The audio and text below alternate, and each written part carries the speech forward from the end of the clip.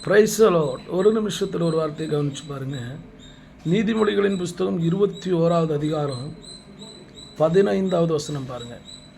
நியாய தீர்ப்பது நீதிமானுக்கு சந்தோஷம். நியாய தீர்ப்பது நீதிமானுக்கு எப்படி இருக்குமா? சந்தோஷம். அக்கிரமக்காரருக்கோ அழிவுமா. இப்படி ஒருத்தவங்க நியாயம் தீர்க்கும்போது நீதிமான்களாக இருக்கிறாங்க பாருங்கள், அவங்களுக்கு சந்தோஷம். அக்கிரமம் செய்தான் பாருங்கள், அவர்களுக்கு அழிவு.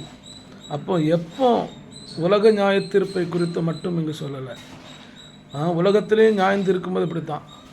நீதிமானாக இருந்தால் அவங்களுக்கு ரொம்ப சந்தோஷமாக இருக்கும். துன்மார்க்கனுக்கு அன்றைக்கி தான் தண்டனை அறிவிக்கப்படும். அப்போ அதே போல் இந்த உலகத்திலே நாம் நீதிமான்களாக வாழும்போது நம்மளை நியாயம் தீர்க்கிற நியாயாதிபதி நியாயம் தீர்க்கும்போது நீதிமான்களாக இருந்தால் நீங்கள் சந்தோஷப்படலாம். நீங்கள் துன்மார்க்கராக இருந்தால் அன்றைக்கு தான் அழிவு ஆரம்பிக்கும். அதனால் நீதிமான்களாய் வாழுங்கள். கர்த்தர் உங்களை ஆசீர்வதிப்பார்.